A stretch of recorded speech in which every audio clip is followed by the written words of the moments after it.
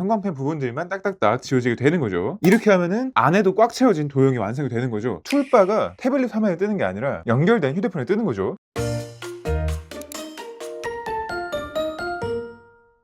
안녕하세요, 볼트입니다. 오늘은 삼성 노트가 또 7월 업데이트가 나와서 이번 업데이트에 대해서 한번 간단하게 살펴보도록 하겠습니다. 삼성 노트가 그래도 꾸준히 삼성 멤버스 유저들하고도 소통을 하고 다양한 커뮤니티도 모니터링을 좀 하는 것 같더라고요. 그래서 소비자의 니즈를 정확하게 좀 파악해서 기능들을 추가로 넣어주고 변경해주는 편인데, 이번에도 사용자들이 조금 원했던 기능들이 들어간 것 같더라고요. 그래서 총 9가지 정도의 기능이 업데이트가 된 것 같던데 하나씩 살펴보도록 하겠습니다. 자, 이제 첫 번째는 이렇게 타이핑을 하게 되면요, 원래는 글자 크기가 8포인트가 최소였어요. 8포인트보다 더 작게 만들 수는 없었는데, 이제 글자 크기를 8포인트보다 더 작게 7, 6, 5, 4, 3, 2, 1포인트까지 줄일 수가 있습니다. 그래서 1포인트라면 지금 엄청나게 차이가 나죠. 8포인트일 때랑. 노트 필기를 하다 보면 뭔가 되게 작게 넣어야 될 그런 경우도 있고, PDF 해상도에 따라서 8포인트도 굉장히 크게 설정되는 그런 파일들도 있는데, 그럴 때 이제 더 작은 크기가 안 되다 보니까 많이 불편했었거든요. 그래서 이번 업데이트를 통해서 이렇게 1포인트부터 7포인트까지도 추가를 해준 거고요. 그 다음에 두 번째 기능은요, 이렇게 뭔가 중요한 거라서 필기도 해놓고 형광펜 칠까지 쫙 해놨는데, 이걸 지우려고 하면 이렇게 두 개가 같이 지워지는 이런 불상사가 나타났었기 때문에 글씨랑 형광펜을 같이 지우지 않기 위해서 굉장히 세심하게 지우개질을 했어야 되는 그런 불편함도 있었거든요. 그런데 이게 지우개를 탭했을 때 형광펜만 지우기라는 게 생겼습니다. 그래서 이렇게 형광펜 엄청나게 해두고요, 그 다음에 이 펜도 엄청나게 해둔 상태에서 이 지우개를 쓰면은 형광펜만 딱 지워집니다. 다른 뭐 볼펜, 만년필, 캘리그라피 펜 이런 거를 설정해둔 거에서는 형광펜만 지우개를 켰을 때는 전혀 지워지지 않고 이 형광펜 부분들만 딱딱딱 지워지게 되는 거죠. 형광펜은 총 4가지죠. 네모난 거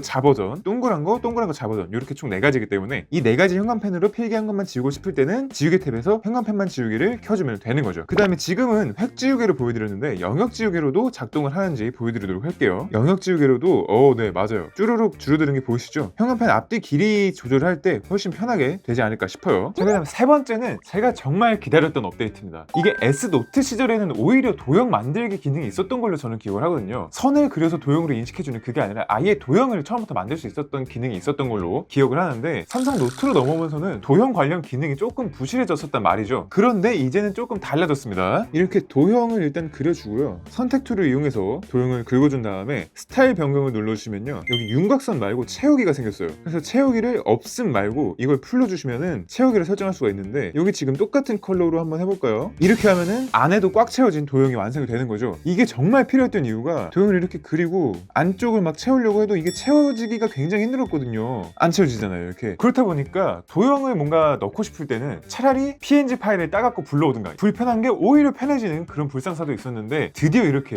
윤곽선 안쪽까지 채울 수 있는 도형 기능이 들어왔다 보니까 훨씬 더 잘 활용할 수 있지 않을까 싶어요. 그 다음에 윤곽선과 채우기도 당연히 다른 색깔로 할 수가 있는 거죠. 그래서 이렇게 노란색 윤곽선에다가 파란색 채우기가 들어간 도형도 만들 수가 있는 거고, 동그라미, 네모, 별, 아마 노트 필기하면서 가장 많이 쓰는 도형일 것 같은데, 윤곽선 안쪽까지 채우기가 되기 때문에 노트 필기할 때나 다이어리 꾸미기 할 때 훨씬 좋아지지 않았을까 라는 생각이 들어요. 자, 그 다음에 지금부터 알려드릴 2가지 기능은 삼성 노트에서 이미지를 자주 활용하셨던 분들한테는 굉장히 좋은 소식일 것 같은데요, 이렇게 이미지를 불러와 보겠습니다. 기존에는 이게 이미지 선택 툴만, 테두리 부분들만 떠다녔었는데, 이제는 이미지가 움직일 때 같이 이미지도 보입니다. 도형으로 한번 만들어서 보여드릴게요. 원래는 약간 이렇게 이미지를 움직일 때도 이 부분만 떠다니다 보니까 이게 어디까지 가야 되나 약간 감에 안 잡히기도 했고, 이렇게 즉각적으로 움직이지도 않았어요. 지금 되게 부드럽게 움직이는데 덜 부드럽게 움직이는 경향도 있었기 때문에 훨씬 더 이미지를 옮길 때 좋아졌다 라는 생각이 들고요. 그 다음에 바로 보여드릴 기능이, 여기서 점상에를 눌러주면은 포토 에디터가 삼성 노트 안에도 바로 들어왔습니다. 포토 에디터 기능을 눌러주면은 노트에 삽입할 이미지를 바로 변형할 수가 있는 거죠. 그리기를 해서 여기 위에다가 따로 뭘 그려놓을 수도 있는 거고요, 스티커를 해서 강조하고 싶은 거를 강조한다든가, 케이크에다가 뭔가 이렇게 동그라미를 넣어보고요, Great 이런 거를 넣어준다든가, 필터를 걸어볼 수도 있고요, 밝기 조절을 할 수도 있고요, 그 다음에 자르기를 해서 쓸데없는 부분들을 날릴 수도 있는 거죠. 이렇게 한 다음에 다시 돌아오면은 이렇게 되는 건데, 지금 단점은 자르기를 했을 때 이미지의 기본 비율이 그대로 유지되기 때문에 포토 에디터에서 자르기를 했을 때는 이렇게 이미지 비율이 찌그러지는 현상이 나타납니다. 물론 찌그러진 부분을 이렇게 다시 늘려주면은 원산복구처럼 되긴 하겠지만, 잘라진 영역의 비율이 원래 어땠는지를 보여주고 있지 않기 때문에 신의 손이 아닌 이상 어느 정도는 찌그러질 수밖에 없거든요, 이런 상태에서는. 그래서 삼성 노트에 넣고 싶은 이미지를 포토 에디터에서 자르기보다는 포토 에디터에서 편집을 다 하고 나서 여기서 자르는 게 조금 더 안정적이다 라는 말씀을 드리고 싶어요. 저는 개인적으로 이미지 비율 찌그러지는 걸 굉장히 혐오하는 사람으로서 이 기능은 다음 업데이트까지 안 기다리고 조금 더 빨리 업데이트를 해줘서 포토 에디터에 잘려진 그 비율 정보를 그대로 삼성 노트에서도 받아들일 수 있게끔 수정을 좀 해줘야 되는 게 아닌가 싶습니다. 자, 그 다음에 보시면 여기 위에 뭐가 이게 있죠. 이게 뭐냐면은 태블릿에 있는 삼성 노트랑 휴대폰에 있는 삼성 노트를 바로 연동을 시켜줘갖고 휴대전화를 툴바로 사용하게 해주는 그런 기능입니다. 콜라보레이션 뷰라고 해갖고 아마 공개된 지는 조금 된 기능일 텐데 이게 지원 모델이 확장됐다고 합니다. 그래서 툴바가 태블릿 화면에 뜨는 게 아니라 연결된 휴대폰에 뜨는 거죠. 태블릿의 화면은 필기만 더 넓게 할 수 있는 거고 툴바는 여기 팔레트처럼 따로 들고 찍찍 할 수 있는 거죠. 펜도 이렇게 바꿔주고요. 슥슥슥슥슥 하다가 색깔을 바꾸고 싶어 그러면은 여기서 색깔 바꿔주고 그 다음에 다시 여기서 슥슥슥 해주고 반응이 상당히 좀 빠릅니다. 블루투스로 연결이 되는 것 같은데 나름 빠르게 되고 있고요. 특히 그림 그리실 때 이렇게 쓰시면 더 좋지 않을까라는 생각이 듭니다. 다만 아쉬운 게 아직 이 콜라보레이션 뷰 화면 자체를 마음대로 커스텀할 수 있는 것 같진 않아요. 이걸 길게 눌러도 뭔가 위치가 바뀐다거나 그런 거는 아니기 때문에 콜라보레이션 뷰를 조금 더 커스터마이징 할 수 있게끔 바꿔주면은 완전 내 맘대로 팔레트가 되지 않을까라는 생각이 듭니다.